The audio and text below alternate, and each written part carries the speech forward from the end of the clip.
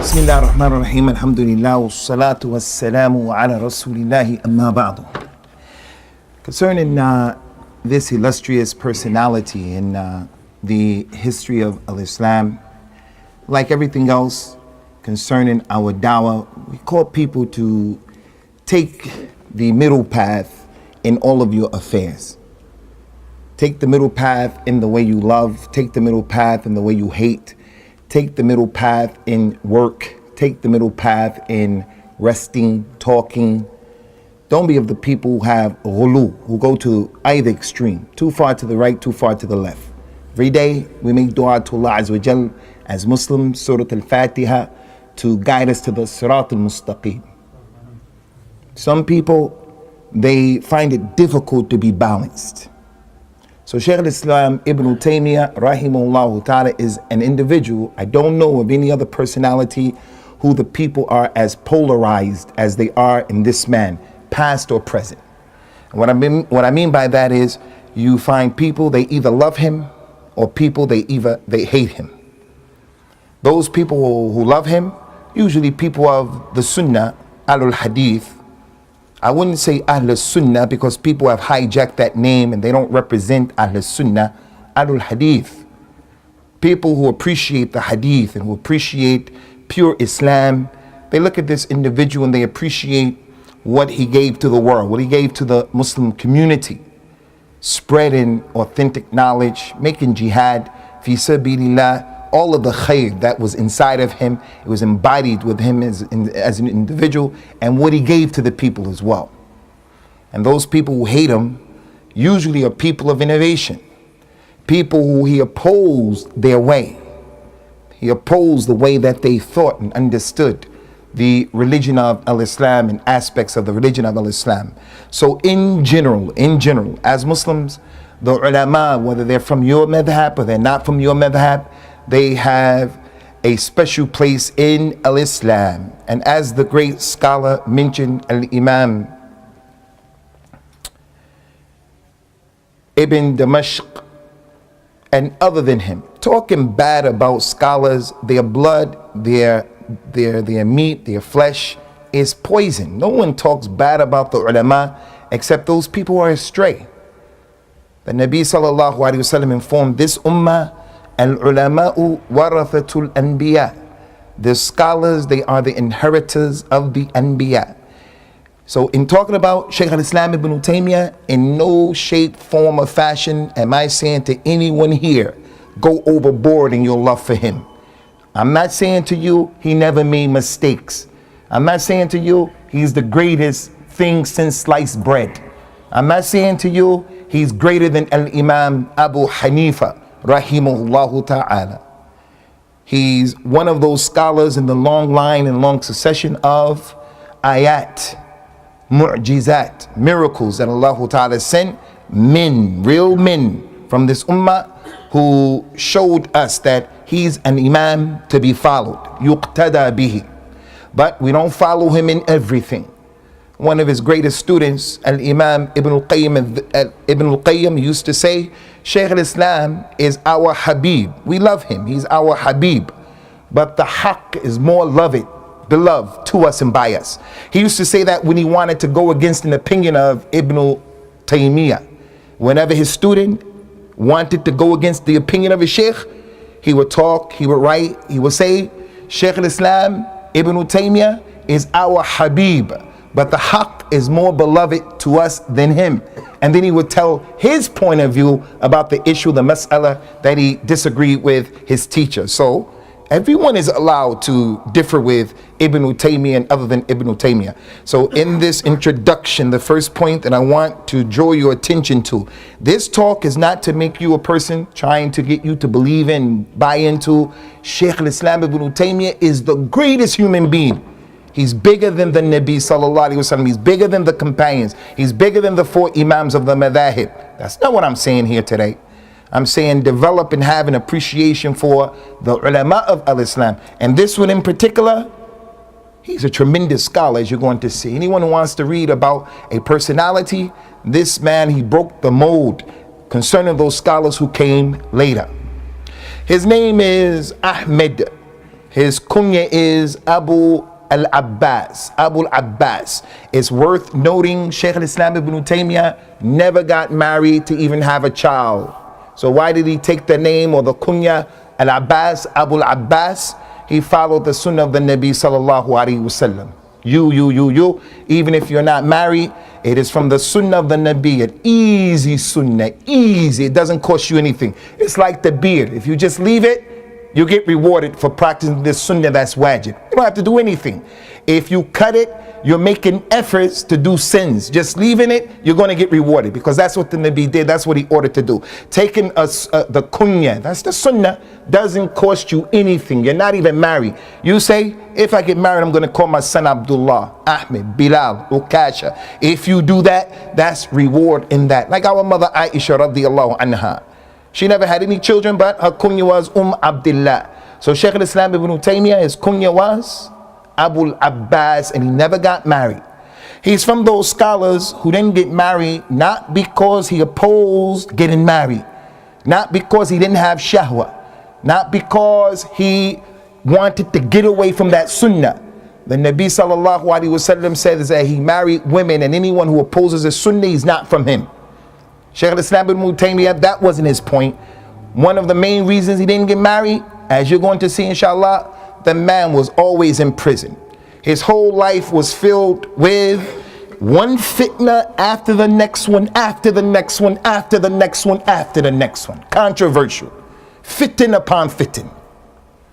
Another reason why he didn't get married, when he wasn't in prison, he was out making jihad, fi sabilillah. He wasn't sitting in the masjid writing and teaching only. He used to go out and he used to fight people. Some of the ulama who didn't get married, great scholars in al-Islam, al-Imam al-Nawawi, who wrote the 40 hadith of al-Nawawiyah, those hadith, that man never got married. Al-Imam al-Suyuti never got married. Those ulama of al-hadith, of the sunnah, they didn't get married with the concept of the Sufis. I'm going to avoid women, I'm just going to pay attention to ibadah. That's not from the Nabi. The Nabi told those three men who came to his house, sallallahu alaihi wasallam, and they vowed, I'm never going to get married, I'm going to pray all day, I'm going to fast all day. He said, I pray and I go to sleep. I fast and I eat. And I get married as well. فَمَنْ رَغِبَ عَنْ سُنَّتِي فَلَيْسَ مِنِّي. Anyone who avoids my sunnah, trying to get close to Allah by avoiding the dunya and the good things that Allah Ta'ala prepared in the dunya, he said, I'm not from that individual. The man was extremely busy. And let's just say, for the sake of argument, لِنَفْتَرَضْ, for the sake of argument, Ibn Taymiyyah said, I'm not going to get married because women, they make you distracted from ibadah. Let's just say he said that. If he said that and he didn't, we don't follow him in that type of thing. The best thing for you is to get married, Abdullah. The Nabi, he says, sallallahu alaihi wasallam, that getting married, man tazawwaja faqad akmara nisfa dinahu falyattaqillah fi shatr al-akhir. Anyone got married, he completed half of his religion. Let him fear Allah on the other half. If you're not married, you're not a complete human being. Allah created you, and he created a woman to be with you. Now the issue is, take your time in finding that woman. So he's Abu Abbas, and he didn't have any children because he never got married. He didn't even have, during that time, what was prevalent. And what was prevalent during that time, even if you weren't married, you can go and you can buy a slave girl, a concubine. He didn't do that as well. With all of the jihad that he used to do, and the Muslims used to win those wars, they used to take those people and have captives. Shaykh al-Islam ibn Taymiyyah didn't preoccupy himself with that issue, and that was prevalent at that time. So he's Ahmed. His father's name is Abdul Halim, and his grandfather's name is Abdus Salam. His nickname was Taqiyuddin. The scholars during that time, they used to give other scholars names like that. Taqiyuddin. And Imam al-Nawawi, he said, anyone who calls me al-Nawawi, Muhyiddin, he said, I won't free you in front of Allah. He said, when did al-Islam ever die that it needed someone to give life to al-Islam? He didn't like this type of nickname. Shaykh al-Islam ibn Taymiyyah's laqab was Taqiyuddin. He's known as Ibn Taymiyyah. People give different reasons why they call him Ibn Taymiyyah. One of the greatest, most famous reasons is because his great-grandmother, her name was Taymiyyah, so they attributed him to his grandmother. She was a lady who used to give dawah. She was a lady who used to give lessons. She was a lady who used to advise the people, and Allah is A'la and A'lam. He's known as Shaykhul Islam. Some people who hate this imam and this man, some people who hate him, they said he doesn't deserve that name, Shaykhul Islam. They said that the Prophet sallallahu alaihi wasallam is Shaykhul Islam. Rasulullah is Shaykhul Islam.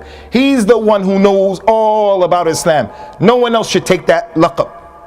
But in fact, that's not the case. That's not the case for many reasons. And that's the ghulu of the people who hated him. There was a scholar from India, Al-Hind. His name was Alauddin al-Bukhari. He disagreed with some of the positions of Shaykh al-Islam ibn Taymiyyah, and he thought that they were weird because he went against what a lot of people were saying, and he wasn't afraid to stand alone. When he gave opinions, he used to always have those dalils for those opinions and scholars who took that position before him. He didn't care who liked the opinion. He wasn't into the business of trying to please people and appease people. He said it like it was, and he let the chips fall where they may. This particular scholar from India, Alauddin al-Bukhari, Ghafarallahu lana wa lahu, he said anyone who calls Ibn Taymiyyah Shaykhul Islam, he's a kafir. Just like that. So if you ever called Ibn Taymiyyah Shaykhul Islam, this man said that you were a kafir. And that's one of the problems of wholesale takfir. So as a result of that, a great scholar came. His name is Ibn Al-Nasir al-Damashqi. He wrote a book in which he just brought in it 80 scholars, 80 ulama from the Sunnah who called him Shaykhul Islam, and he refuted that man. From them obviously is Al-Imam Ibn Hajar al-Asqalani, called him Shaykh al-Islam. From them obviously is some of his students, Al-Thahabi, Al-Imam Ibn Kathir. From them As-Sakhawi, the great scholar of al-Hadith. From them Ibn al-Hadi. Many people called him Shaykh al-Islam. The other issue, Ikhwani, and this point I'm just mentioning it to show you and to highlight how people have double standards and they go overboard. That man who said, if you call him Shaykh al-Islam, you're a kafir, he used to call Al-Imam Abu Hanifa Al-Imam Al-A'zam, the greatest Imam. Al-Imam Al-A'zam, based on what he was saying, is the Nabi sallallahu alaihi wasallam. If you mean Al-Imam Abu Hanifa is Al-Imam Al-A'zam in that madhab, then that's true. If he meant that Al-Imam Abu Hanifa Al-Imam Al-A'zam in Al-Kufa, that's true. If he meant Al-Imam Abu Hanifa Al-Imam Al-A'zam in his opinion, from those who he saw, he knew, no problem. But technically, Rasulullah is Al-Imam Al-A'zam sallallahu alayhi wasallam. But in these issues, we shouldn't be fighting. There's no mashaha in the mustalahat. We shouldn't be fighting over these issues. Abu Bakr radiallahu anhu was the Amirul Mu'mineen. Amirul Mu'mineen. The real Amirul Mu'mineen is Rasulullah sallallahu alaihi wasallam. So the point is, Shaykhul Islam, it used to mean in the Ottoman Empire that passed, the last khilaf of the Muslims, it meant the supreme mufti. It was an official position. Shaykhul Islam came way before that. Shaykhul Islam during his time, it was the Imam who memorized the Quran, who understood the Quran, who knew the Sunnah very well, who spread the Sunnah, taught the Sunnah, and he practiced it within himself. They used to call those people Shuyukh al-Islam. And wallahi, he was Shaykh al-Islam. Not only that, but some of the scholars said he was a mujaddid, like the Prophet says sallallahu alaihi wasallam, ala ra'si kulli mi'ati sana yab'ath Allahu ta'ala rajulan yujaddidu li hadhihi al-umma amra diniha. Every 100 years, Allah Azza wa Jalla sends to this ummah someone who's going to come and he's going to renew the religion. He's going to start calling the Muslims to those things that they got away from.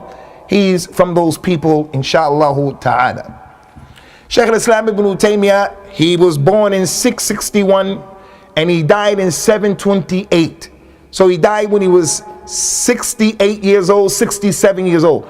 it is not possible to come in 1 hour and to talk about that long life of this individual. So we'll try to just deal with the most important aspects, or the aspects that we think that you need to know. There's some beneficial points concerning his life. He was born in a place called Haran, which was between Iraq and Sham. It is right now in northeast Turkey right now. It's still there, and it's called Haran. After reaching the age of 5, his parents, his father, they made hijrah with them because of the Tatars. The Tatars, they came on the Muslims and they decimated the Muslims, and they began to destroy the Islamic empire, and they came to Sham where Shaykh al-Islam ibn Taymiyyah and his families were, where they were, and the father ran away trying to protect his religion and the religion of his family. So he took him to Syria, to Sham, to Damascus. His father, as I told you, Abdul Halim, was a scholar of fiqh, a scholar of hadith. They used to call him Shihab ad-Din. His grandfather was a big scholar in al-Islam. Not a small scholar, a big scholar in al-Islam. His name, as I mentioned to you already, was Abdul Salam. They used to call him Majduddin, Abu Barakat. For the students from amongst you, one of the best books in fiqh is far away from the madhab and being muta'assib, like Fiqh Sunnah. That book, Fiqh Sunnah, is a book that tells you what to do and how to do it without forcing you to be on any madhab. Just what the Quran says, what the hadith says, and you follow that. His grandfather, Abu Barakat, he wrote a book called Muntaqa al-Akhbar. Al-Imam al-Shawkani came. Hamid ibn Ali al-Shawkani. He came and he explained the book of the grandfather of Ibn Taymiyyah, and he called it Nailul Awtar, one of the best books of fiqh in the dunya. And all of the dunya. Nailul Awtar. What's that book, Nailul Awtar? As Shawkani came, he took the book of the grandfather of Shaykh al-Islam ibn Taymiyyah, Muntaqa al-Akhbar, and he explained those hadith. He explained those hadith. And that Nailul Awtar is a dalil that Shaykh al-Islam ibn Taymiyyah came from a family of knowledge. He had a number of brothers. One brother was Abdul Rahman, a scholar. Another brother, Abdullah, a scholar. Abdullah told the people a lot about Shaykh al-Islam ibn Taymiyyah's brother. One of the things he said about him, he had the ability to write in one day between Dhuhr and Asr what a normal man would write in a week or in a month. He said that he used to write so fast that when he would return to what he wrote, he didn't have the ability to understand what he wrote because his writing was bad. Now pay attention to this. I know a family. One of the subjects that we take in school, and we continue to take in school our children, is how to write, penmanship. They said that Ibn Taymiyyah wrote so bad, his writing was so atrocious, that even he couldn't understand what he wrote. Was an indication if your child doesn't write very well, it doesn't mean he's stupid. Doesn't mean that he's dumb. Shaykh al-Islam ibn Taymiyyah was abkari. He was one of those people who was a genius, and he was barely able to write his own handwriting. Now, of course, doesn't mean that your child shouldn't be taught how to read and write, and pressure shouldn't be put on him. It just goes to show we have to put in context what people can do and what people can do. He had a number of other relatives, all ulama. And the point that I'm mentioning that to you for is, those of you who are trying to be students of knowledge, I want to be a student of knowledge. It is hypocrisy for me, Abu Usamah, to be paying attention to reading the Quran and the Sunnah and giving the khutbah and giving dawah, and I leave my children crazy. I leave my wife crazy. She's into Bollywood, and other than that, I want to be a student, but I leave my children and my family and they don't know anything. Shaykh al-Islam ibn Taymiyyah, one of the factors that helped to develop him into being a scholar, he was in an environment of knowledge, in an environment where the father and the brother and the uncles and the people around him were nurturing him on that issue. So this is something that we have to struggle and strive to implement. Marry that girl, that lady who appreciates a discussion about the deen. Don't marry that girl who she doesn't want to hear anything about the religion. She just wants to know how much the latest shoes cost and things like that. Don't marry that individual. Shaykh al-Islam Ibn Taymiyyah rahimahullah ta'ala, in a young age, he memorized the Quran at the age of 7.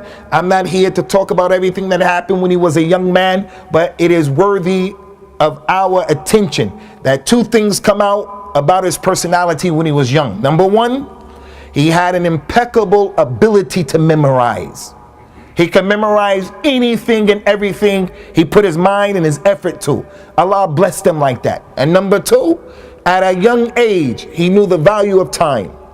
At a young age, many men don't know the value of time. At a young age, he was preoccupied with memorizing and learning when he was just a young lad. The other people from his contemporaries were busy playing around, goofing off, doing different things. Shaykh al-Islam Ibn Taymiyyah rahimahullah was an individual who was paying attention to developing himself and learning. So as a result of that, he became a teacher at the age of 19 in Darul Hadith. He became a mufti at the age of 22. And when I say mufti, I'm not talking about what happened today. I get a call from one of our community members. He's in Mecca.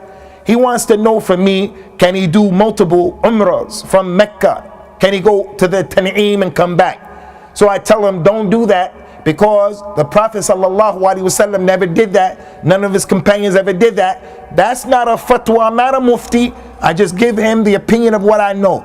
Ibn Taymiyyah was a mufti at the age of 22, an official position where he sat, and the people brought their issues to him from the community. At the age of 22, during that time when they had ulama, it gives you an indication and an idea of the weight of this man in the scales. He was not a joke, and he wasn't a lightweight, rahimahullahu tabaraka wa ta'ala. Concerning Ibn Taymiyyah, some of the scholars of al-Islam of the past, they praised him. And there are many statements. Like Al-Imam al-Thahabi, he said, if someone were to ask me to swear at the maqam of Ibrahim and to swear at the Yemeni corner that I've never seen anyone similar to Ibn Taymiyyah, nor did he see anyone similar to him, he said, I would swear without any hesitation. And then Imam al-Thahabi is from those historians in al-Islam, unparalleled. Al-Imam Ibn Daqiq al-Eid, great scholar of al-Islam, he said similar things like that. Between that man, between his 2 eyes, was the knowledge of al-Islam and the dunya. He took from whatever he wanted to take, and he left from whatever he wanted to leave. Scholars from other madahib, Badruddin al-Aini was Hanafi. He said, Ibn Taymiyyah, this particular man, he knew the knowledge of the other madahib more than the people of those madahib. He was a marja', a point of reference for the Muslims. And many people said other things. And why is that important? What the scholars say about someone is more important than what the ammatun nas say. I have an agenda, so I say that this individual, he is this and he's that and he's this, but who am I? That's my opinion. As it relates to me, it's important, but as it relates to the reality of the situation, it's not really that important. Shaykh al-Islam was praised left, right, and center by the ulama during his time, and the ulama after him. So don't listen to the people who he doesn't know his elbow from his ankle bone in al-Islam, and he comes with his opinion. Shaykh al-Islam is a kafir. Concerning Shaykh al-Islam Ibn Taymiyyah, rahimahullah ta'ala, he had a status and a distinction that Allah ta'ala blessed him with, but he blessed him with this status and distinction for many reasons. Just want to name a few. Why did he surpass Al-Imam al-Thahabi, Al-Imam ibn Kathir? Why did he surpass all of those people during his time? Why is he the one? If I were to ask the people here, Al-Imam al-Sakhawi, who was he? Many people never heard of him. Why do we know Ibn Taymiyyah and we don't know al-Sakhawi? Why? There are many factors and many reasons that set him apart from the people. At the top of the list, the knowledge of the man. If Shaykh al-Islam Ibn Taymiyyah gave a fatwa, if he wrote a book, if he gave a class, if he gave a khutbah, the people who listened to the knowledge that emanated from him and that came from him, irregardless of their madhab, they said, this man right here, he knows what he's talking about.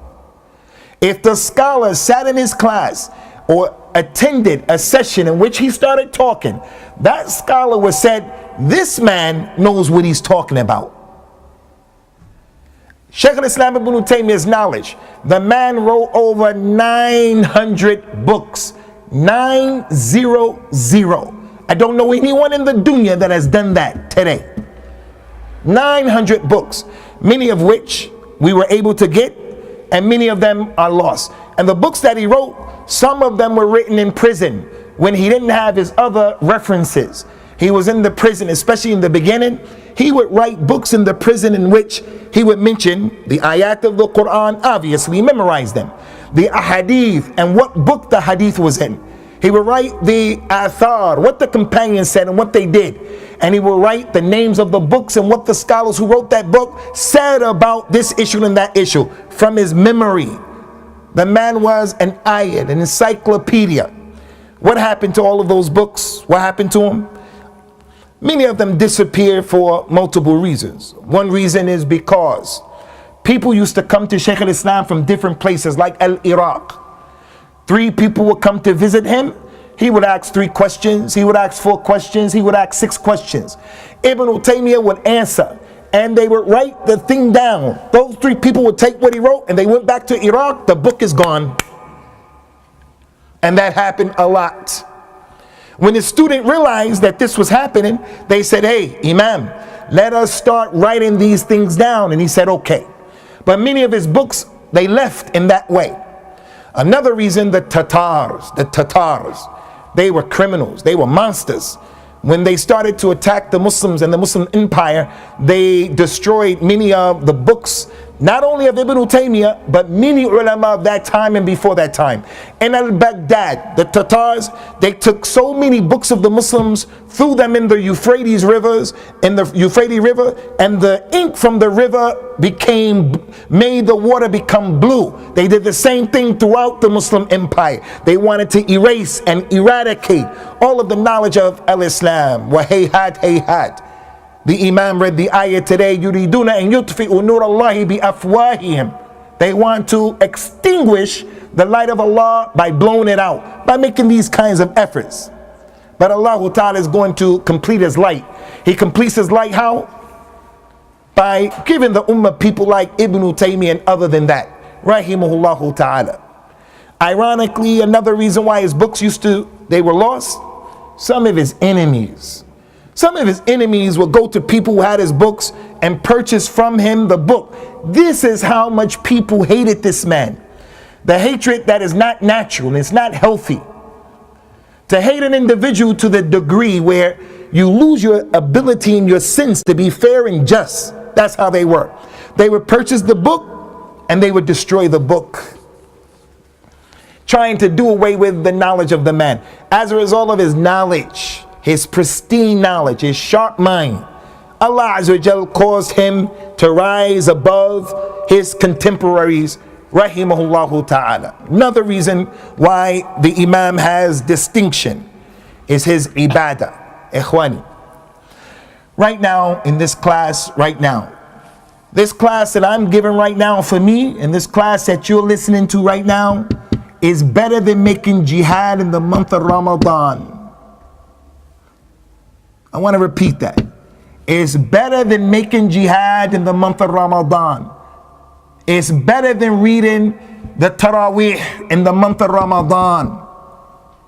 It's better than sitting down memorizing the Quran in the month of Ramadan. The Nabi, he says, sallallahu alayhi wa sallam, ma min ayamin al-amru salihu fihinna ahabbu lillahi min hadhihi al-ayat. Qila ya Rasulullah wa lal jihadu fi sabilillahi. قال صلى الله عليه وسلم ولا الجهاد في سبيل الله إلا الرجل خرج بماله ونفسه ثم لم يرجع بذلك بشيء. He said there are no days in which the good deeds are done in those days that are better and more beloved to Allah than these 10 days that we are in right now, Dhul Hijjah. The companions say, Ya Rasulullah, what about making jihad in another month? In Ramadan. What about if a person made jihad in Ramadan and the person here today, he makes the dhikr after the salah? Which one is better? the Nabi said doing the good deeds in these days is better than jihad in any other month. Unless the person in another month went out to make jihad and he was killed. He got an istishhad. Now that person is better.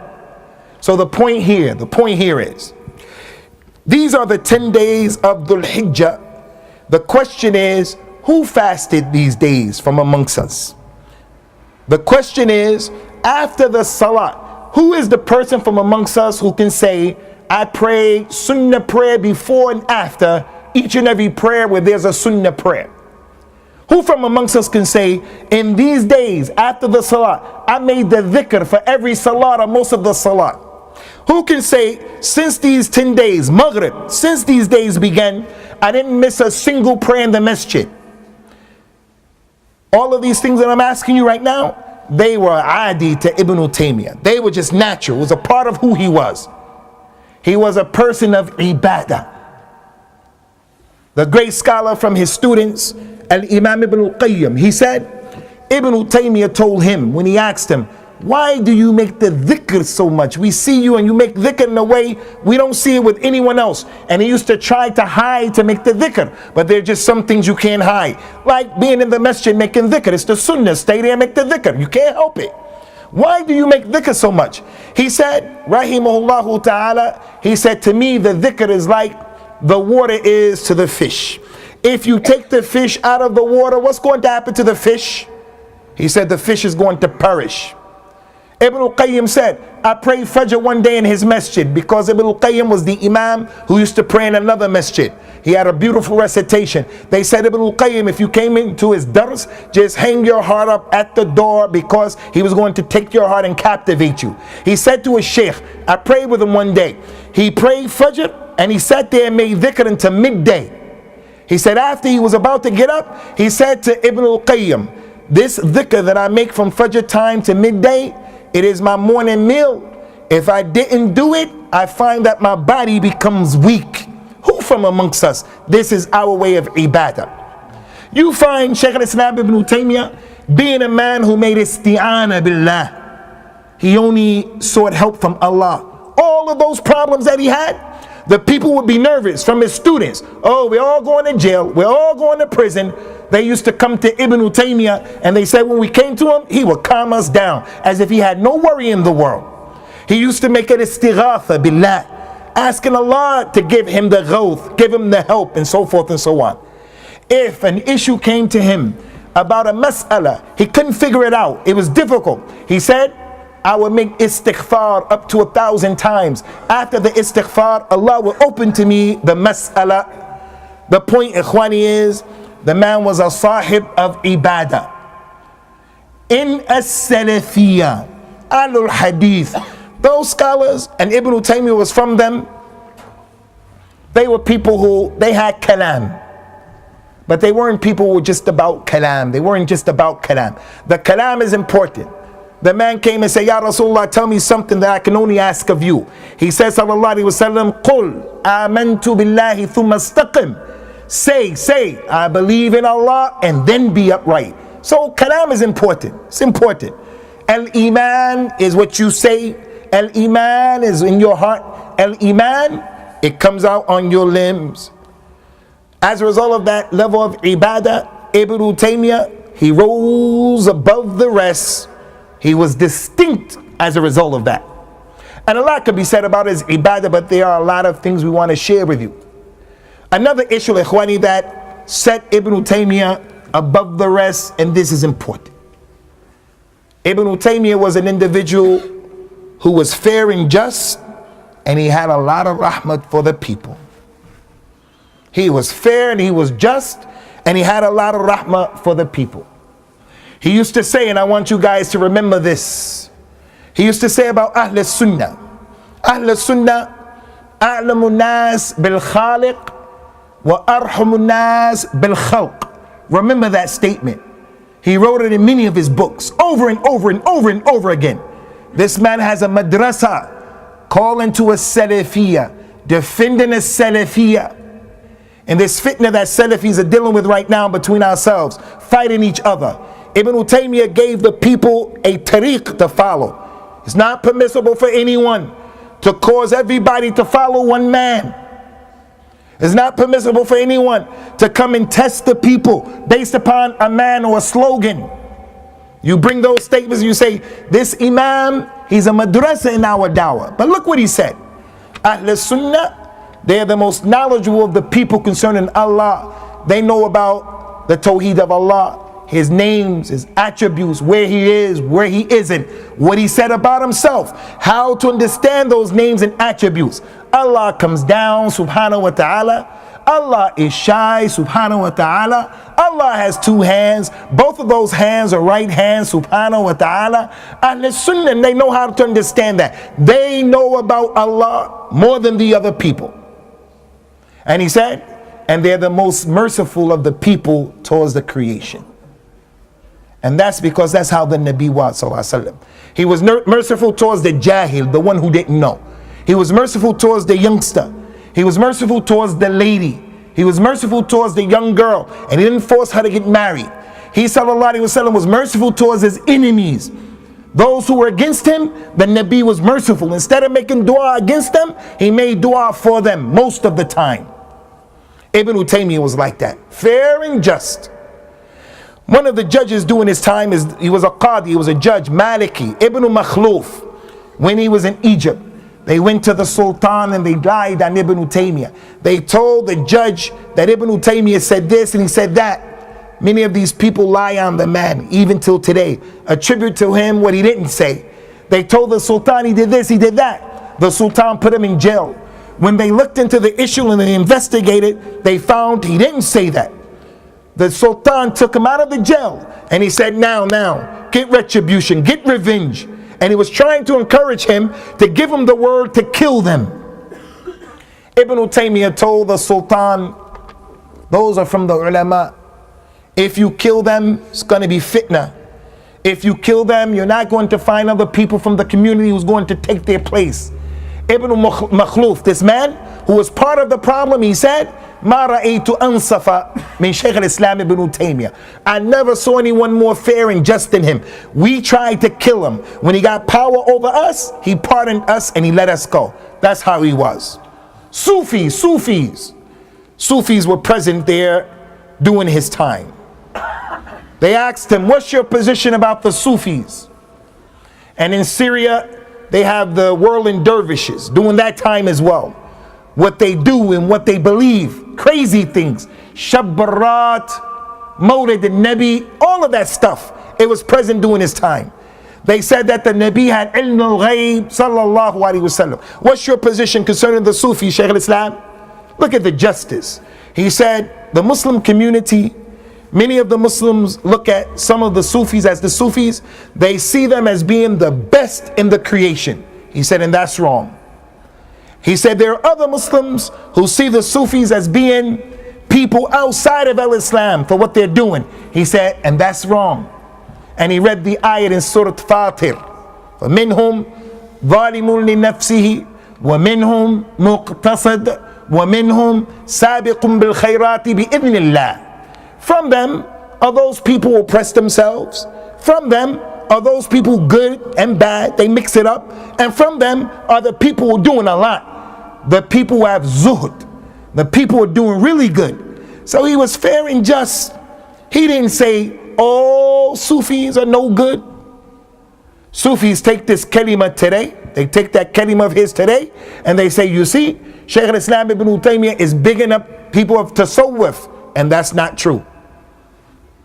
What he was doing was just being honest. It is a fact.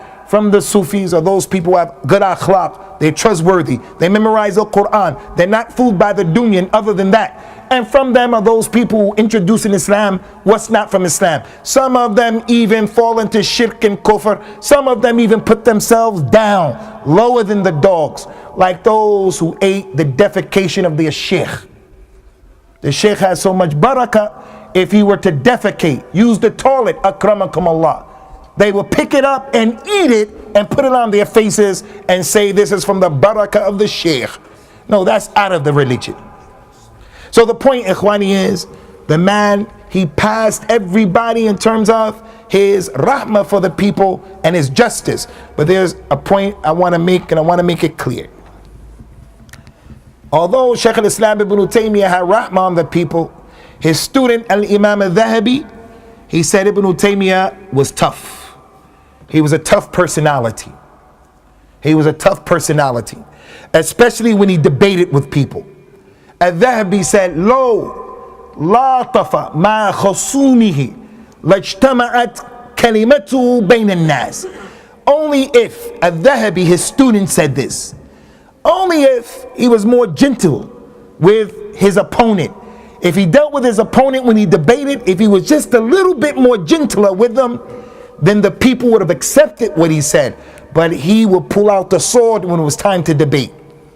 Al-Thahabi said about his personality, "Kana sari al-ghadab wa kanat fi hidda." He used to get angry quickly, and he had some toughness in his personality. He said, but he used to yusabbir nafsuhu. He used to make himself become sabir. Some of us, we get really upset with our wives, really upset. You know who I'm talking about. I'm at the top of the list. Really upset. It's natural with some people. Some people naturally not like that. Some people, they take the sword out and they say and they react to that anger. Ibn Taymiyyah, Al-Thahabi said, was an individual who would get upset. But when he got upset, he didn't execute that anger. He would force himself to be gentle. Now, I don't mention that to put him down, and I don't mention that to talk bad about him, and I don't mention that to show how great I am that I can take this out. I mention that in the same vein and the same light that we mentioned about Al-Imam Abu Hanifa rahimahullahu ta'ala. The scholars who said that he fell into some issues shows that he's a human being, rahimahullahu ta'ala, and Ibn Taymiyyah is a human being as well. So he used to tell his students, when I get upset with the opponent, I get upset because of my ghira, my jealousy for the sunnah, but don't take that for my personality. He used to tell them, don't take that for my personality. Rahimahullahu ta'ala. Shaykh al-Islam Ibn Taymiyyah, may Allah subhanahu wa ta'ala have mercy upon him, had a number of issues with people who were close to him. One of the great scholars of that time, his kunya was Abu Hayyan al-Andalusi. He was like the Sibawayh of that time. He loved Ibn Taymiyyah. He praised Ibn Taymiyyah. Abu Hayyan from Spain. He was a companion to Ibn Taymiyyah. He said, I never met the likes of Ibn Taymiyyah. And he said that after they fell out and they became enemies. Why did Abu Hayyan say that? He said that because Abu Hayyan, as I mentioned, he knew the language better than Ibn Taymiyyah. He was like Sibawayh, Farazdiq. He was one of those men who knew a nahu. Ibn Taymiyyah said to this man who loved Ibn Taymiyyah, Ibn Taymiyyah was a sheikh. He said to this man in a tough way, the man was praising Sibawayh. He said Sibawayh has over 100 mistakes that are proven that they're mistakes through the Quran.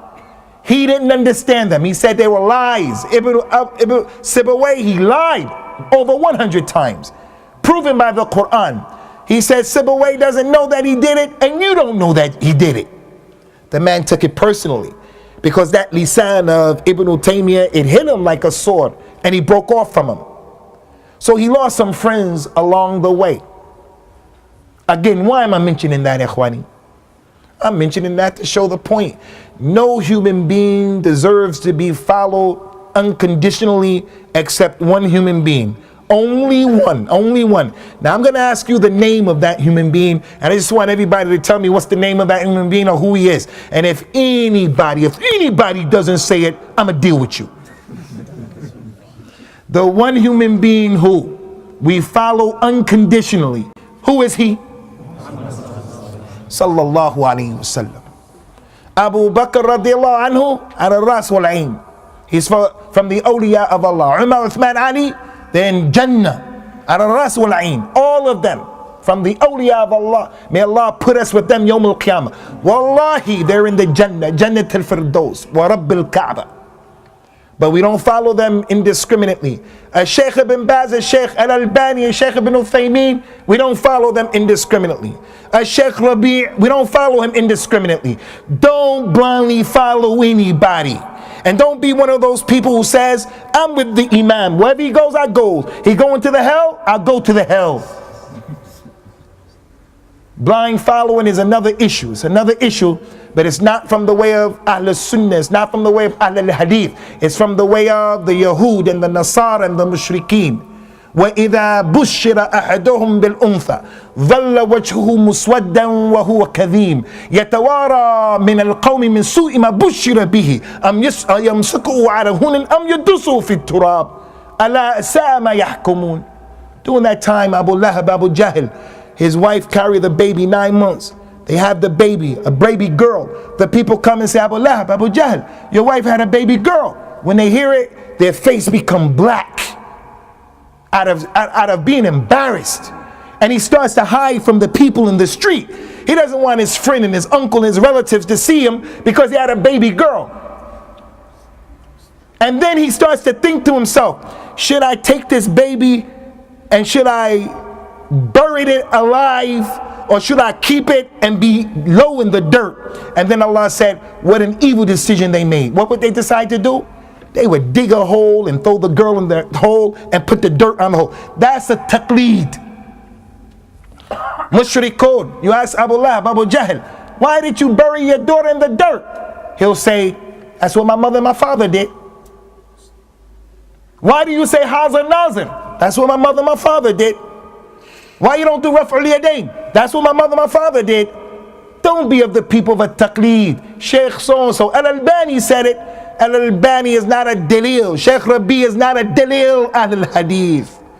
The dalil is the Quran and the Sunnah. And we say that, let the chips fall where they may. Don't be of the people who blindly follow. The blind follower, he blindly follows in an issue that he doesn't have the ability to understand. In Mirpur. Our Mirpur. There's a farmer walking behind the oxen. He's walking behind the cow, plowing the land. That individual, he doesn't know what he's doing. So he has to ask the scholar. فَاسْأَلُوا أَهْلَ الذِّكْرِ إِن كُنتُمْ لَا تَعْلَمُونَ. He asks the scholar and he blindly follows. Because he doesn't know. Can't read, can't write, he doesn't know. It's okay for him to blindly follow, but he shouldn't talk. He sees another brother and he blindly follows and he doesn't do Raf'ul Yadayn. That one does Raf'ul Yadayn. The farmer starts saying, no, you must do it. No, you must. Yeah, just be quiet. Blind follower, just be quiet. So Shaykh al-Islam Ibn Taymiyyah rahimahullah ta'ala is like everybody else. He makes it correct and he makes it incorrect. But the majority of what he did and said was correct. Allahu subhanahu wa ta'ala a'la wa a'lam. Shaykh al-Islam Ibn Taymiyyah, ikhwani, very important. He learned logic, al-mantiq.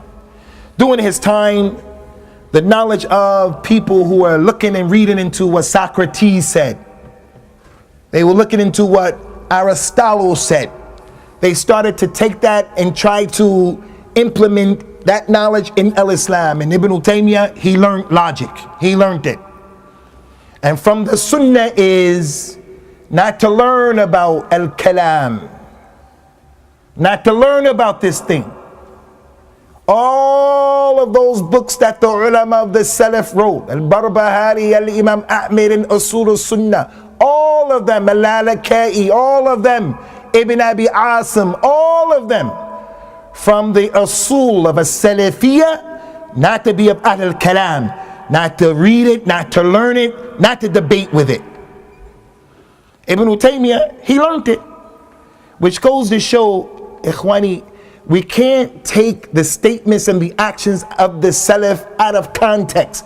The Salaf never sat with innovators no matter what. So I can't sit with my family?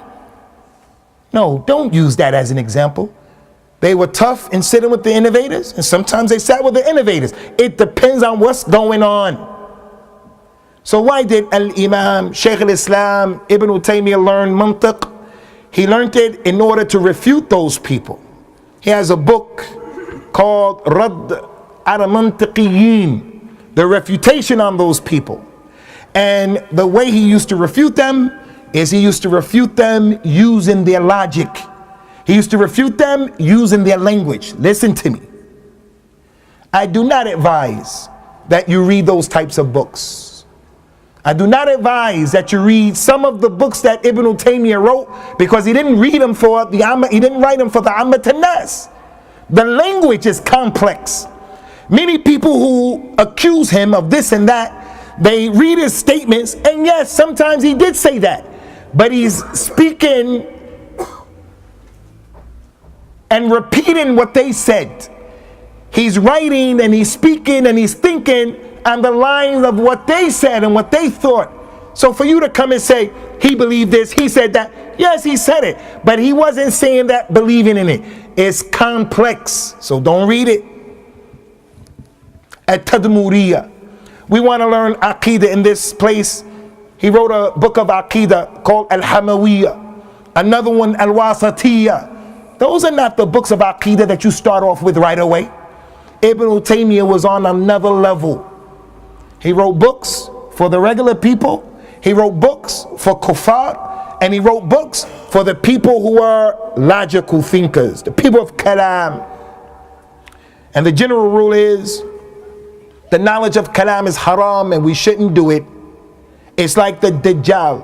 When the Dajjal comes, if you're here, don't go to him trying to be inquisitive to find out. Just go the other way. Run away from al-kalam and the people of kalam the same way you run away from a hungry lion if he were to enter into this room. So Shaykh al-Islam ibn Taymiyyah, he wasn't from the people of kalam. He was Salafi and his madrasa was Salafiyah, but he did learn kalam and he did it in order to refute those people. Now we come to the issue of the jihad and the efforts of Ibn Taymiyyah. Ibn Taymiyyah has a book called Al-Hisbah.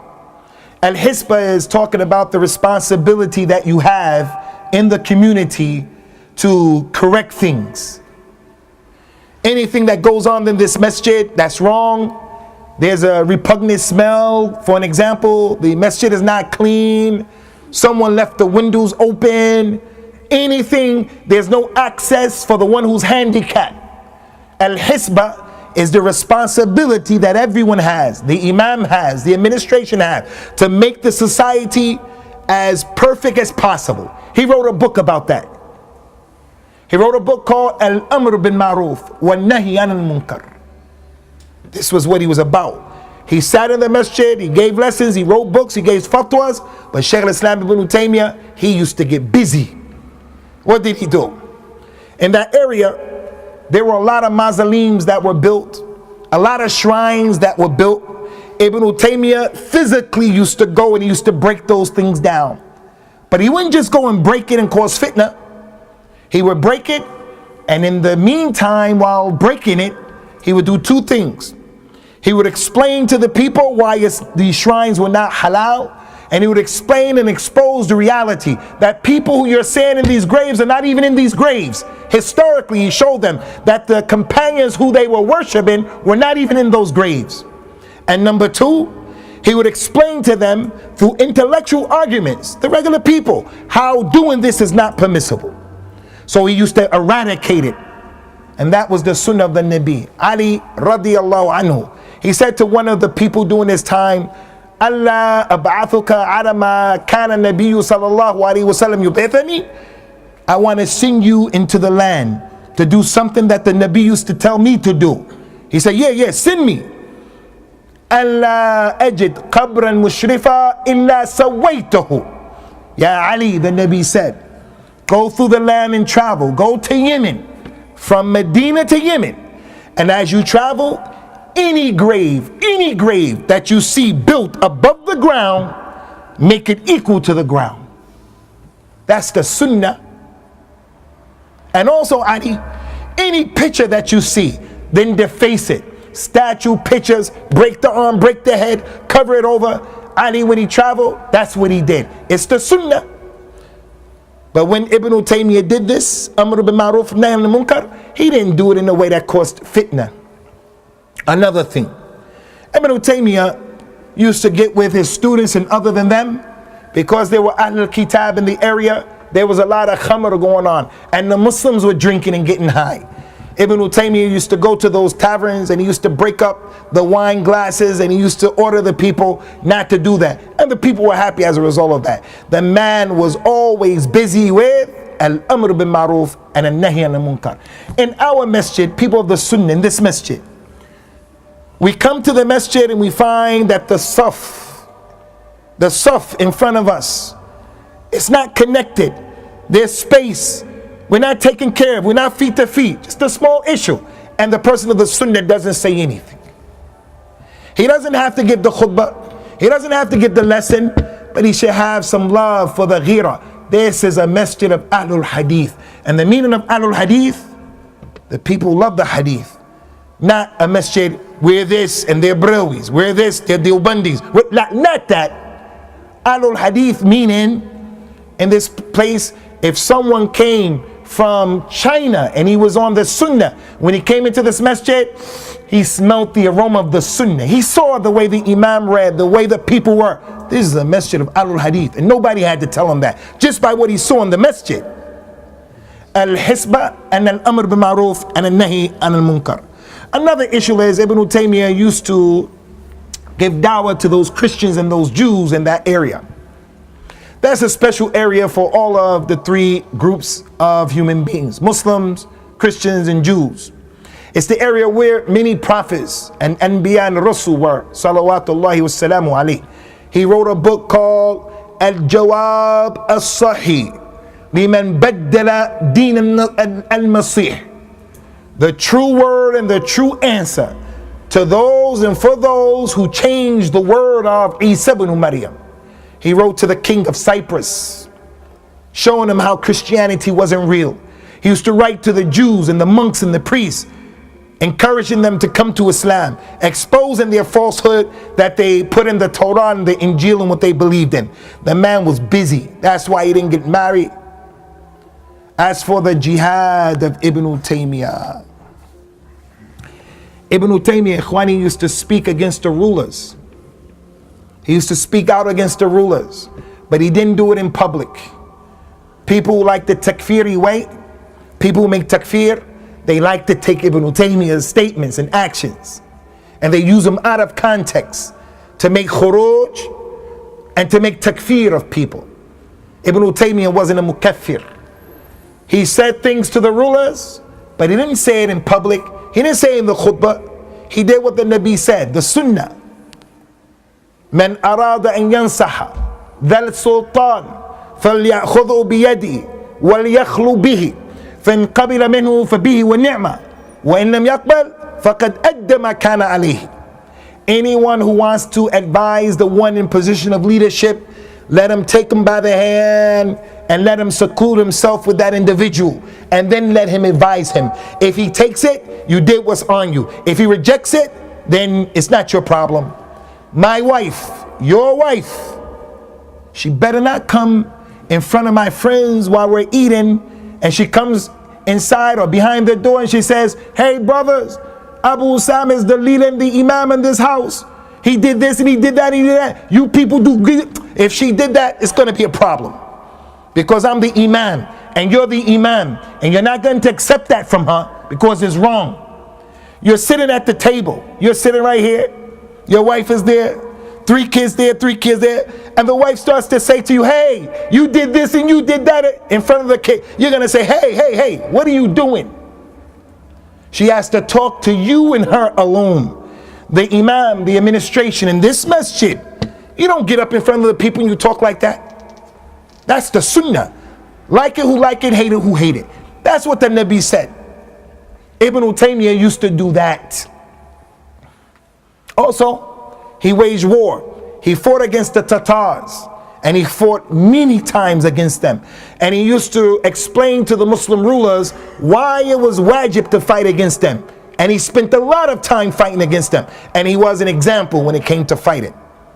Ibn Taymiyyah fought against the Christians who were in Sham. They expelled the Christians during his time. He was there fighting that jihad. Ibn Taymiyyah fought against the Rafida. You know the Rafida of Syria right now. Hassan Nasrallah from Hezbollah. Lahu min Allahi ma yastahiq. Don't get twisted and fooled by the Miraj in Iran or other than Iran. Those people have never helped Islam, and they will never help Islam. How in the world can a Muslim think that a person who curses Abu Bakr and Umar radiallahu anhu are trying to help al-Islam? How is that? Hassan Nasrallah from Hezbollah, when he talks, just say kadhab, because he's lying. Ibn Taymiyyah fought against his group, the Alawiyin and the Nusayriyin. They believe that Ali is Allah reincarnated. He fought against them with the Muslims and drove them up into the mountains. So he was a mujahid fi sabilillah. And one of the jihads that he had to deal with, ikhwani, was the jihads that came as a result of the books that he wrote and the positions that he said. And we almost finished here, although we still have quite a bit to go. Ibn Taymiyyah, look at the fitna, ikhwani, look at the fitna. Look at the fitna. And this is just a few of the things. Look at the fitna. Inshallah, after we finish this talk, every time I come to Huddersfield, the brothers always feed me from this restaurant. They make this chicken with some aluminum foil around it, and it has some chicken stuff, some rice stuffed in it. You guys know what I'm talking about? Some place you have the chicken in aluminum foil and rice is inside of it. I love it. You just got to get all of the aluminum foil off of the skin, because if it get in your tooth, it's a problem. Ibn Taymiyyah didn't have those luxuries. Look at this fitna of Ibn Taymiyyah. In the year 698, he was 37 years old. He wrote a book, Al-Hamawiyah, about the Aqeedah of Ahl Sunnah. Big fitna, they wanted to kill him as a result of a book that he wrote. Hey, don't kill me. Let's just come to the marketplace of open ideas and have a discussion. Why do you want to kill me? But that's how much people hate you when you don't see it their way. I don't see that man as being an innovator. You understand? I don't see that particular group as being innovators. I don't see it. As a result of that, I'm a kafir. As a result of that, I'm a mubtadi. Ya akhi, what's wrong with you? What are you talking about? Because I don't agree with you, you don't agree with me, we don't speak anymore. So when he wrote that book, Al-Hamawiyah, there was an explosion. After that, in the year 705, he wrote the book Al-Wasatiyah. The book again, for some people from a place called Wasit, he wrote for them the Aqeedah of Ahl Sunnah. When that information spread, they wanted to kill him for writing the book.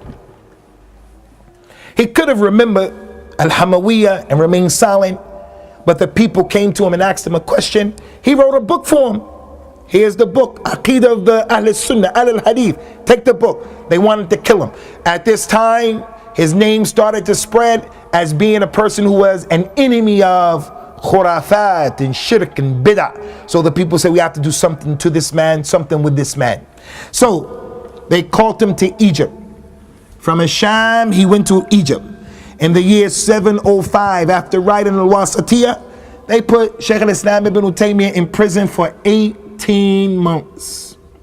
Just because he wrote a book, Qala Allah, Qala Rasulullah sallallahu alayhi wasallam. 18 months. He left his country. The Sultan said, come. He went to Egypt. When he arrived in Egypt, they put him in prison for almost 2 years just for writing a book about the Aqeedah of al-Islam. He got out of prison after being in the prison for 18 months. When he got out of the prison, they said, you have to go, you can't live here in Cairo, you have to go and live in Alexandria. When he went in Alexandria in the year 709, they imprisoned him there again for 8 months. Why? Why? Because of the same book. They say, you weren't in prison long enough. Now that you're here, we're going to put you back in prison for 8 more months, making it more than 2 years. And he had already did his time. He was in a prison.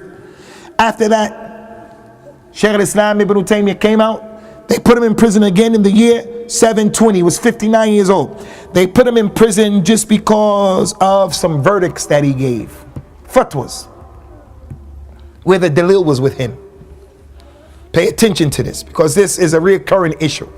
A man says to his wife, the way people think you divorced a lady is to say, you're divorced, you're divorced, you're divorced. we think that's the right way of getting divorced. That's the wrong way of divorce. If the man wants to divorce his lady, just say you're divorced at the right time and that's it. Now this is not a class about divorce, but the four madhabs. Ibn Taymiyyah was Hanbali, and he was a mujtahid in that madhab.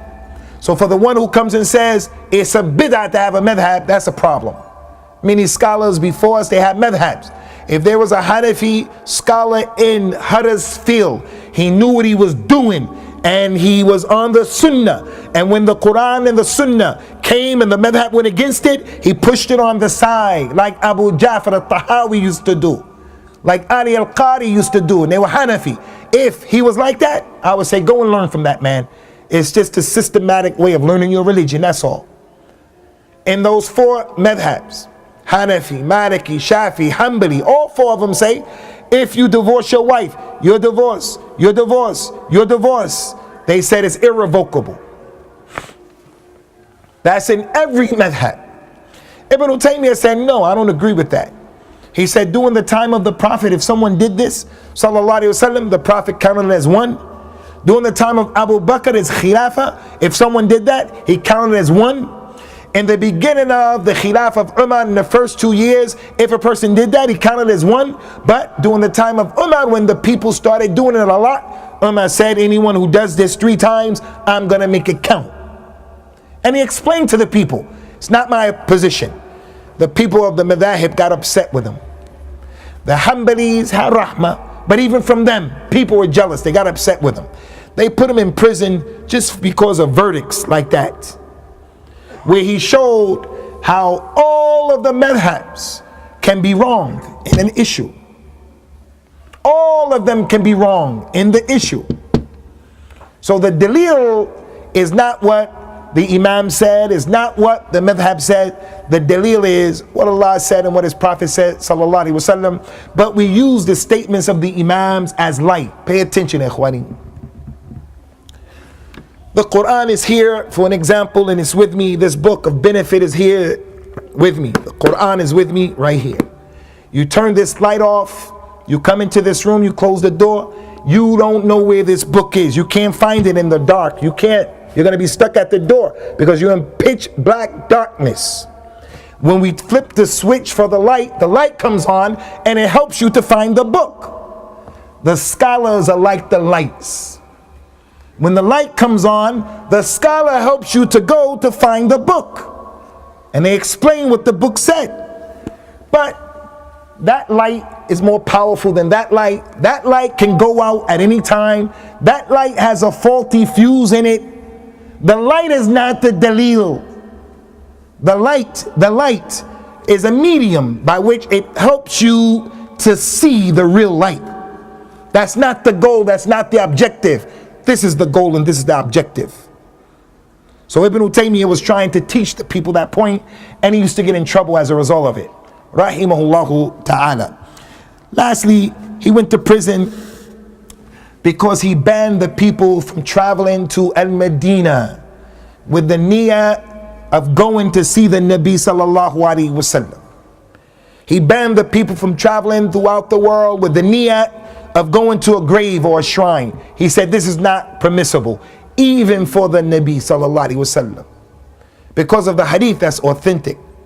No one should make an effort to go and travel to see these things, these masajid, these places, except 3 masjids. So he explained why he took that position. The people said he doesn't love Rasulullah sallallahu alaihi wasallam. We heard that kalam before. Because he said that, they put him in prison, and that was in 726. He stayed in prison for 2 years. 728 he died. And look at the time that he died. He died in the inn when they took his pen from him. Prior to this, they used to let him write. But during this time, they took his pen from him, and he died in the prison. Died in the prison. When he was in the prison, and I'm finished with this, when he was in the prison, rahimahullah, he turned that negative into a positive. And that's what life is all about. What Allah Ta'ala decreed on you that you perceive as being a negative, you have to somehow, some way find a way of translating it into positive energy. When he was in prison, The prison became a madrasa where he taught the prisoners and he cultivated the prisoners. Some people used to commit petty crimes to go to the prison to learn inside of the prison with Ibn Taymiyyah, because his madrasa in the prison was better than what was out there in the free place. And people were giving up their freedom to learn from the man in the prison. Ibn Taymiyyah inside of that prison, it gave him an opportunity to start dealing with and confronting the deviant ideas that were prevalent in the city, in Egypt, in Asham. The people of innovation, he dealt with them, he wrote against them, he preached against them, and he caused the light of the Sunnah to spread. Ibn Taymiyyah rahimahullah ta'ala, he came out of the prison once and he wrote to his mother, he said, I'm going to stay in Egypt and I'm not coming back to Sham because my presence here in Egypt with what's going on is more benefit than going back to that area. So the point is, عسى أن يحبوا شيئا وهو شر لكم. It may be that you like something is bad for you. It may be that you hate something is good for you. He used to take all of those issues and he made it an example for us to follow and to learn from. As I told you in the beginning, Shaykh al-Islam during his time, the one who knows the Quran, he knows the Sunnah, he calls to it, he defends it, he spreads it, he teaches it, and he's an imam to be followed. He was an imam to be followed in these types of issues. Don't give up hope. The Sunnah is going to spread, but it needs people who have the commitment to try to make it spread. Don't be afraid of the people. From the students of Shaykh al-Islam ibn Taymiyyah, and if we just mention one student, his students by themselves is enough to show the goodness of Ibn Taymiyyah. Just a student, like Ibn Qayyim, Ibn Kathir, Ibn Daqiq al-Eid, Ibn Rajab al-Hanbali. These men, they were mountains of knowledge. Al-Imam al-Mizzi, he was Amir al-Mu'mineen in Hadith. Ibn Taymiyyah was a sheikh, but he was stronger than Ibn Taymiyyah in Hadith. He was Amir al-Mu'mineen in Hadith during that time. Ibn Abdul Hadi, Ibn Muflih, all of these people and other than them were students that this man helped to develop. And as I said, he was a madrasa. Just like Al-Imam Ahmed is a madrasa. After him, Ibn Taymiyyah came, a madrasa of Salafiyah.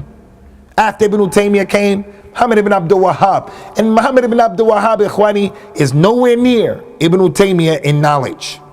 And Ibn Taymiyyah is nowhere near Al-Imam Ahmed in knowledge, because the time difference between them and the way life was and the way scholastic aptitude was at that time. But nonetheless, they are imams of our dawah who we should come to know about, we should learn about. And I don't know any days better than these days to make that presentation. So we ask Allah Azza wa Jal to cause Al-Imam Ibn Taymiyyah, inshallah ta'ala, to be in his grave with nur and rahmah, and that Allah Azza wa Jal help us to be of those people who carry that legacy that he and those other ulama of Ahl al-Hadith were upon, in terms of defending and spreading and supporting the Sunnah in a balanced way, a Salafiyya in a balanced way. Not the people who are too rough and too tough, and not the people who are apologetic and acquiesce. And for those of you who don't know, a Salafiyya is just understanding the Quran and the Sunnah and taking it and embracing it the way those companions understood it. How they understood the Quran, how they understood the Hadith, how they worshipped Allah, what they did and what they didn't. That's a Salafiyya. You don't have to come to this masjid ever in your life to be Salafi and to be on the correct way. You don't ever have to come to a particular masjid. It's not a group. No man is over us. It's just taking al-Islam and musaffa, pure Islam, clean Islam. Something that we want these young brothers to be upon in a way that is pleasing to Allah Azza wa Jal. And it's our responsibility, the elders from amongst their fathers, uncles, brothers in this masjid, to make this masjid and other than this masjid to become a beacon of light that helps to develop that. Again, in the middle, not too far over there, not too far over there. And Allah Azza wa Jalla is A'la and A'lam. Imam Ibn Taymiyyah's family, they were humble age. Was he muqallad or gar muqallad? Sheikh asked the question that the family of Imam Ahmad were follow the Hanbali madhab. Was Ibn Taymiyyah a muqallid or was he a ghair muqallid? Ibn Taymiyyah rahimahullah ta'ala was a mujtahid in the Hanbali madhab, a mujtahid. And it's not permissible for the mujtahid to make taqleed. A taqleed is taking someone's opinion and you don't know where he got his dalil from. You just blindly follow him. He says halal, you say halal. Haram, you say haram. And you don't know. So you're making a taqleed. Ibn Taymiyyah and his family, they were not like that. And they were the ones who those imams meant. Ikhwani, pay attention. When Al-Imam Ahmed said, La tuqalliduni, don't blindly follow me. And don't blindly follow Malik. And don't blindly follow Al-Awza'i. And don't blindly follow Sufyan al-Thawri. Who was he talking to? He was talking to Ibn Taymiyyah.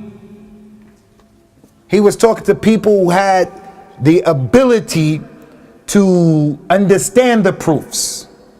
He wasn't talking to Amr Bakr Z from the people, that man in Mirpur behind the oxen. He wasn't saying to that man, don't blindly follow me. That man has to blindly follow the Imam. He was talking to you and me in issues that are bigger than us.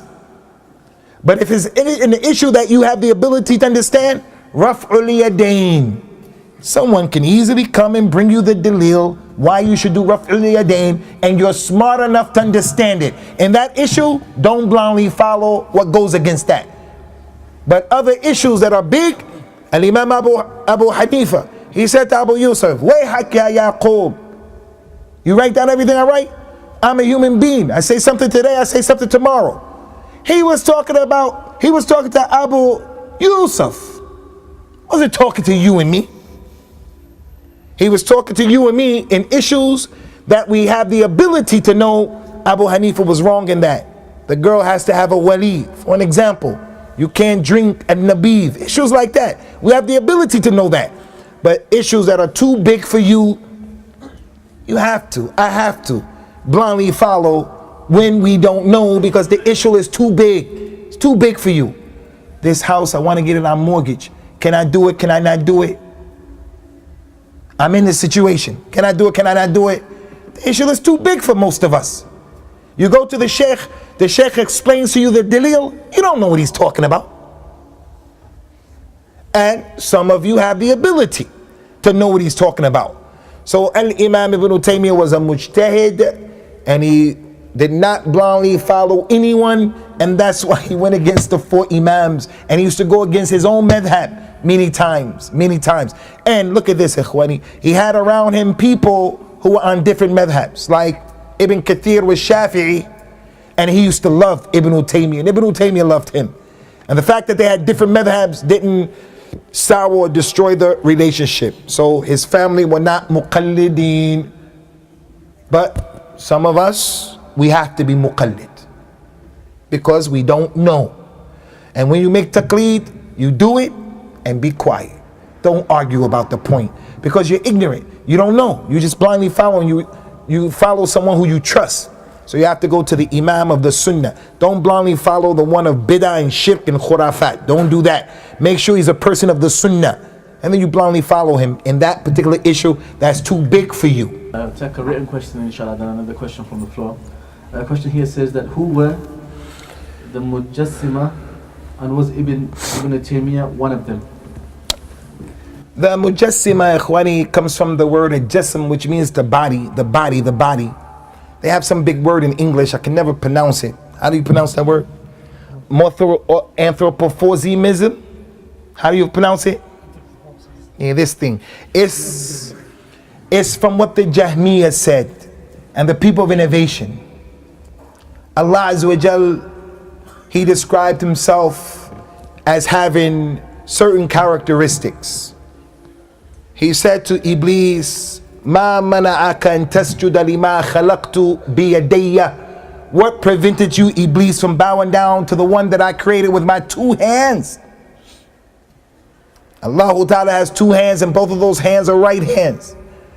The Nabi said, sallallahu alayhi wa sallam, Inna quluba bani Adam bayna usbi'i ar-Rahman yuqallibuha kayfa yasha. The hearts of the sons of Adam are between the two fingers of Ar-Rahman. He changes it the way He wants to. Allah Ta'ala described Himself as having certain characteristics. Yawm al-Qiyamah, he will say to the Jahannam, Halim talat, are you filled up? The Jahannam will say, Hal min mazid, is there any more to come? Because Allah promised He's going to fill up the Jahannam with people. So He said, are you filled? They say, any more to come? And then it will be no more. The Jahannam will say, cut, that's it. And then Allah will put His foot over the hellfire. Sahih al-Bukhari. Ahlul Sunnah, Ibn Taymiyyah, one of the Imams of Ahlul Sunnah, Al-Imam Abu Hanifa, Al-Imam Malik, Al-Imam Ahmed, Al-Imam Shafi, our ulama, forget the other people, our ulama are of the opinion that these attributes, when they come to us, we believe in them. We don't ask how, we don't ask why. We say the reality of it is with Allah. He knows, we don't know. We believe in it, but we don't ask how and why. No forward. We say Allah knows how and all of that, but we believe in it and that's it. So he wasn't from those people. Allah Ta'ala speaks. وَكَلَّمَ اللَّهُ مُوسَى تَكْلِيمًا. Verily Allah spoke to Musa with speech. A person comes, the logical people, the mantiqiyin that Ibn Taymiyyah refuted. They come and they say, well, every person who I know, if he speaks, he must have a tongue, he has to have teeth, he has to have a voice box, he has to have a larynx, and on and on. The companions didn't say that. That's Salafiyah. Abdullah ibn Mas'ud said, Qif haythuma waqaf al-qawm. Stop where the companions stopped. They didn't ask the Prophet when he read the ayat, Ar-Rahman ala al-arsh istawa. Allah is over His throne. He went over His throne in a way that fit His. None of them said how, why, when, how, what day, what. They didn't say that. Bani Israel, they're the ones who say that. What color is the cow? What day should we slaughter the cow? Why in this, why? Muslims, the companions didn't do that. So he was the furthest person away from that. لَيْسَ كَمِثْلِهِ شَيْءٍ وَهُوَ السَّمِيعُ الْبَصِيرُ لَمْ يَكُنْ لَهُ كُفُوًا أَحَدٌ هَلْ تَعْلَمْ لَهُ سَمِيًّا. None is like unto Allah. None. Nobody. Do you know that He has someone similar to Him?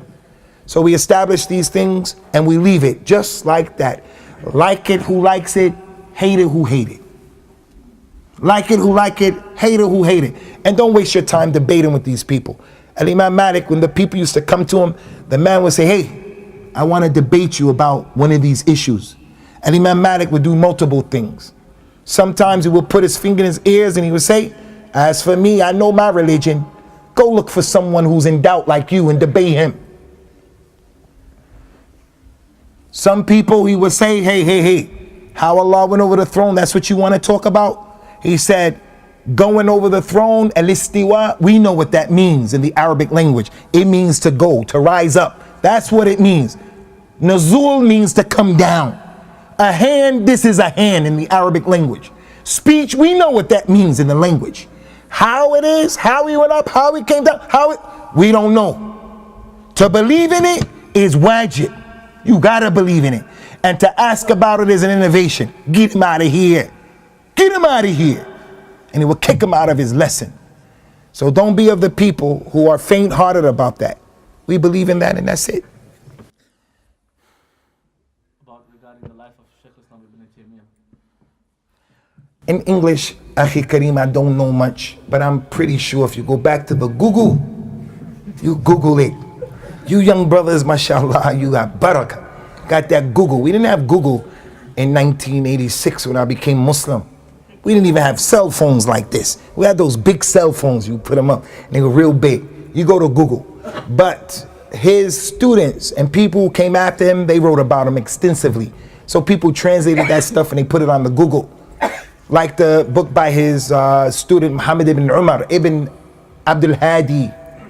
He wrote a book called Al-Qu'ud al-Durriya fi Manaqib Shaykh al-Islam Ahmed ibn Taymiyyah.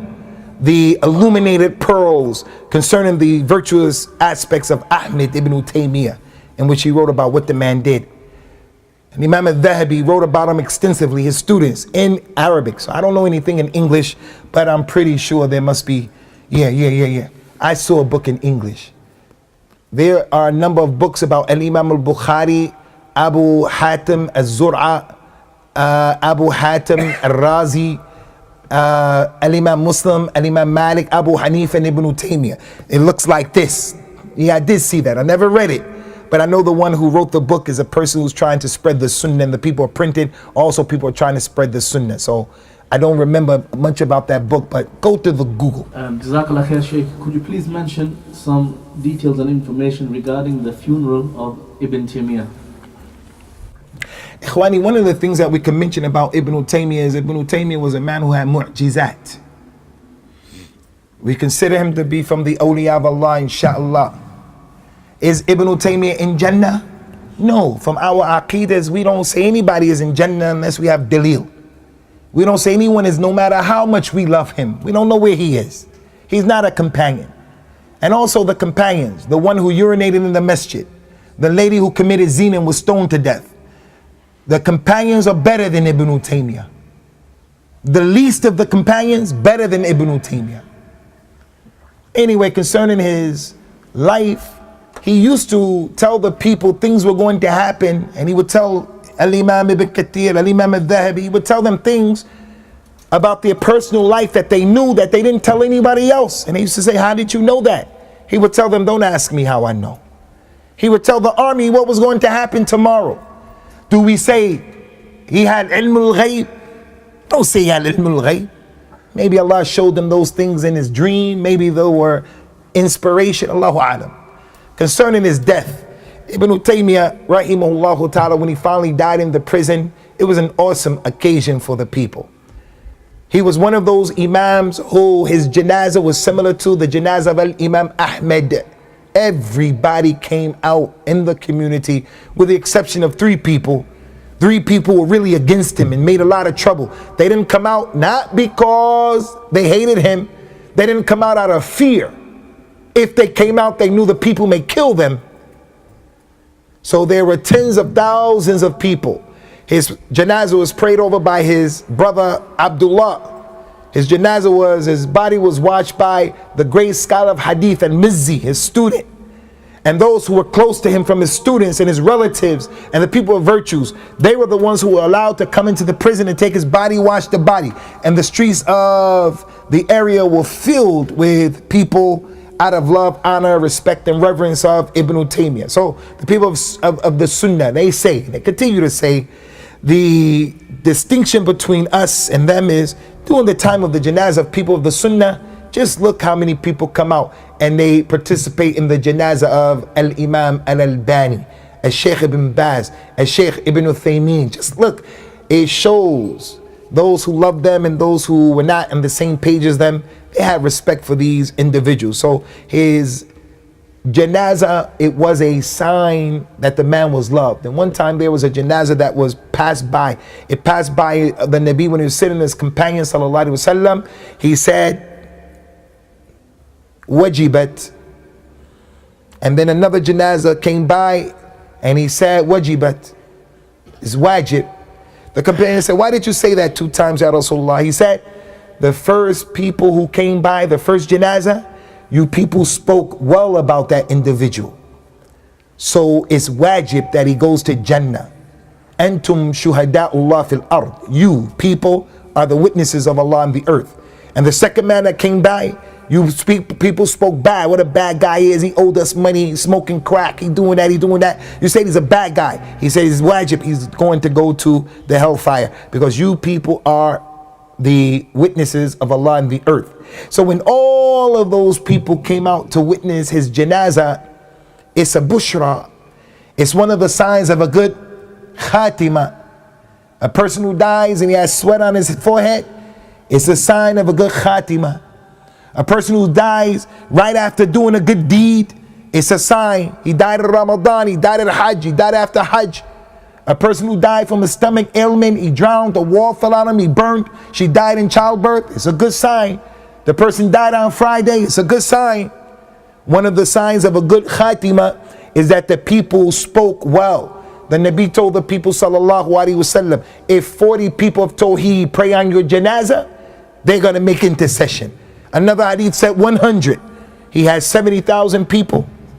From them ulama, tulab, students of hadith and ilm and fiqh and tawheed, and I still can't sit here and say, wallahi, he's in Jannah. I don't know if he's in Jannah. Walakin narju, we hope that he is in Jannah. Question from the floor, yes, brother. What was Ibn Taymiyyah rahimahullah's position with regards to the Mawlid? Because those who celebrate it say that he said that if one does it with love and good intention, it wouldn't be considered a bid'ah. Brother asked the question that what was the position of Shaykh al-Islam Ibn Taymiyyah regarding the Mawlid, because the claimants of the Mawlid, they say that Ibn Taymiyyah said if a person does it with good intention, he will be rewarded. Allahu a'lam, akhi. I can't say for sure. I feel that this is something that I read somewhere. I feel that this is some truthfulness to it. But I can't speak with knowledge, with clarity. But even if he said it, the dalil is not Ibn Taymiyyah said. Ibn Taymiyyah has a book, Ikhwani, is called Iqtida Sirat al-Mustaqim fi Mukhalifati Ashab al-Jahim, being different from the kuffar. The book is just about the importance of Muslims being different from non-Muslims. He talks about the beard and he talks about how you dress. He talked about the Arabic language in that book, and this is the point. In the book is a section, the importance of the Arabic language. He said if two people know Arabic language and they also have their own language that they speak in, they have their own mother tongue, they should speak in Arabic language, because Arabic language, Allah chose it divinely to make the Quran and His Nabi in that language. So it develops and it creates some akhlaq. In talking about the virtues of the Arabs and the Arabic language in that book, Ibn Taymiyyah brought weak hadith. And he was a muhaddith. He brought hadith like the language of the people of Jannah is Arabic. That's not authentic. He brought that hadith in that book. A number of weak hadith, rahimahullah. I'm not mentioning that because I'm better than Ibn Taymiyyah. Ibn Taymiyyah, he had a minhaj and mentioning those hadith. The point is, Ibn Taymiyyah, if he takes a position, we have to look at the dalil.